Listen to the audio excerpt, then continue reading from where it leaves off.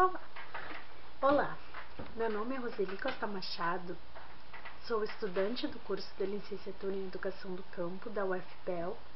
Esse vídeo é um relatório de estágio na educação infantil, no qual foi realizado no período de 30 de setembro a 4 de novembro de 2013. Nele será abordado os seguintes aspectos: a apresentação do local de estágio da turma, a apresentação da temática do projeto de estágio, fatos que ocorreram durante o estágio que foram marcantes, os principais aspectos em que a experiência de estágio contribuiu para a minha formação, alguns autores que fundamentaram as ações e reflexões e, por fim, as considerações finais. Primeiramente, eu vou falar sobre o local no qual realizei o estágio e sobre a minha turma. Realizei meu estágio na Escola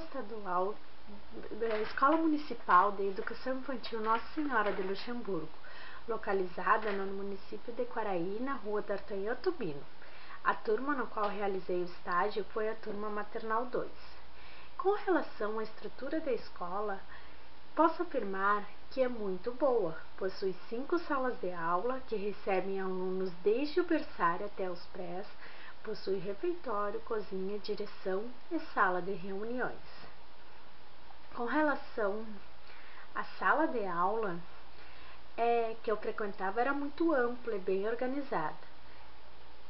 Possuía armários com diversos materiais pedagógicos para auxiliar o professor, possuía um muro para expor os trabalhos dos alunos e 4 mesas grandes para as crianças realizar atividades. A turma era composta por 17 alunos, com idade de 3 a 4 anos. Eles eram bem agitados, se expressavam muito rápido e, por esse motivo, eu realizava atividades diferenciadas para prender a atenção dos mesmos. Nesse momento, vou falar brevemente sobre a temática do projeto de estágio. O mesmo foi realizado com base na observação da turma e por meio de conversa com a professora regente. A temática significativa escolhida foi o corpo humano, leituras, brincadeiras e atividades de coordenação motora.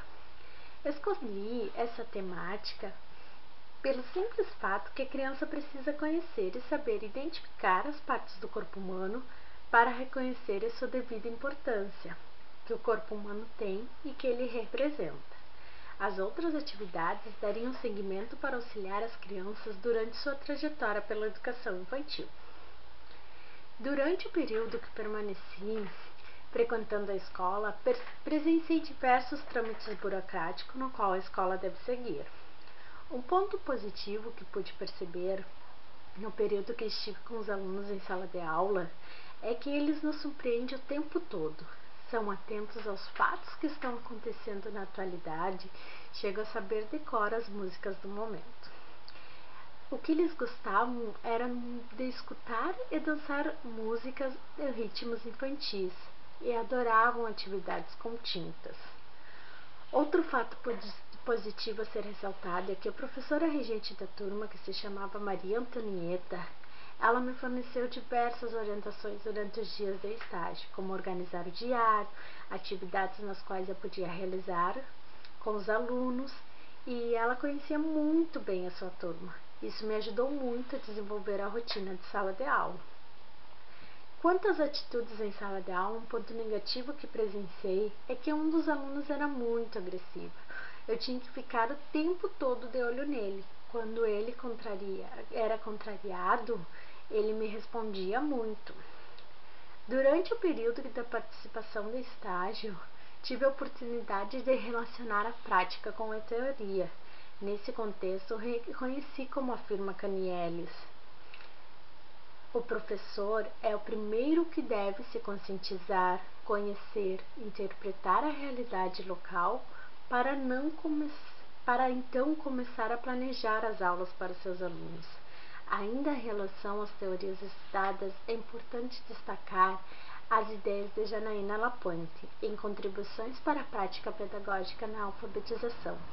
Lapointe afirma: a professora alfabetizadora deve ter sensibilidade e competência para organizar o trabalho pedagógico de forma lúdica e disciplinar, Organizando os conteúdos em projetos ou eixos proporciona atividades mais amplas e diversificadas. Ainda no texto de Janaína Laponte, dizia que, considerando os diferentes ritmos de aprendizagem, o atendimento à diversidade e à trajetória de vida dos alunos é preciso flexibilizar os objetivos, os conteúdos, as formas de ensinar e avaliar, em outras palavras, contextualizar e criar um currículo. Em relação à citação acima, percebi que é realmente desta forma que acontece na educação infantil. Muitas vezes ajudei aluno por aluno a realizar as atividades. Percebi que nem sempre eles conseguem realizá-las. No entanto, devemos respeitar o momento da criança e não devemos obrigá-la a fazer as atividades, sendo que com paciência e utilizando estratégias diferentes, podemos fazer com que todas as crianças participem das atividades propostas. Para atrair a atenção dos alunos, devemos realizar diversas atividades. Muitas vezes eu fiz leituras de livros infantis, dinâmica nas quais as crianças tinham que usar a imaginação, manuseio de livros infantis. Um fato que me chamou a atenção é que quando as crianças pegavam um livro para manusear, eles folheavam as folhas e iam criando histórias a partir das imagens. A imaginação da criança é algo fascinante. Nessa situação, vai ao encontro com o que dizia Kreutz. Daí a importância de proporcionar na escola a leitura de livros infantis, as brincadeiras de fazer conta, o teatro, entre tantas outras formas de narrativa. A criança precisa compreender os usos de linguagens em diferentes espaços, diferentes contextos, na medida em que elas mesmas utilizam.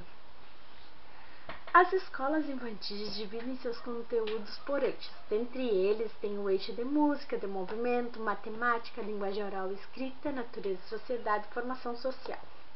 O eixo de movimento e música mostram que a educação está valorizando a arte e o corpo dentro do contexto escolar. Isso é muito importante para o desenvolvimento do aluno. Baseado no texto A Importância da Música da Aprendizagem de Karina Faveri, Cristiane Silva e Sandra Ricci, nesse sentido concordo que a expressão musical desempenha importante papel na vida recreativa de toda criança, ao mesmo tempo que desenvolve sua criatividade, promove a autodisciplina e desperta consciência rítmica e estética. A música também cria um terreno favorável para a imaginação quanto desperta as faculdades criadoras de cada um. A educação pela música proporciona uma educação profunda e total. Baseado ainda nesse contexto, José Ângelo Gaiarsa, citando Piaget, afirma que a gente só consegue mexer as ideias na cabeça do mesmo jeito que da mesma medida que a gente consegue mexer os objetos com as mãos. Quem nunca juntou nada não pode saber o que é juntar. E quem nunca separou nada não pode saber o que é separar. Percebi com o passar do dia que as crianças precisavam desenvolver suas habilidades de coordenação, tanto motoras e motricidades. Por esse motivo, resolvi desenvolver atividades para aprimorar as coordenações. Com o passar do tempo, percebi uma evolução dos alunos, tanto no pintar como tornarem dinâmicas que eles precisavam de coordenação em seu desenvolvimento. Ainda baseada no contexto de Camila Ramos e Marcela Fernandes em seu texto A Importância de Desenvolver a Psicomotricidade na Infância, elas dizem que é muito importante trabalhar a psicomotricidade desde a educação infantil, pois ela contribui no desenvolvimento infantil, abrangendo os aspectos mental, psicológico, social, cultural e físico.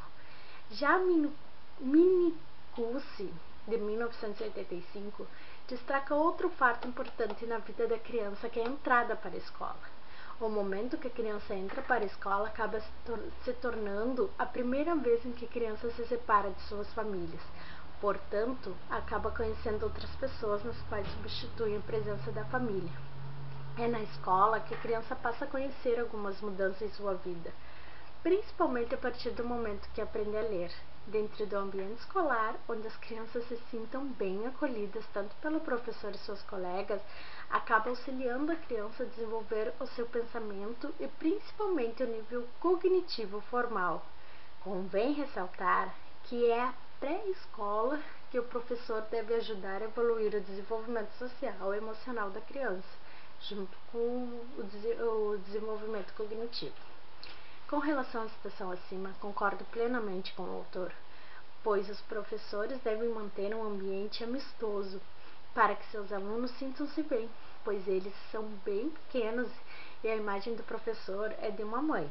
A criança que se relaciona bem com o professor e seus colegas evoluirá muito, sim, nos aspectos cognitivos.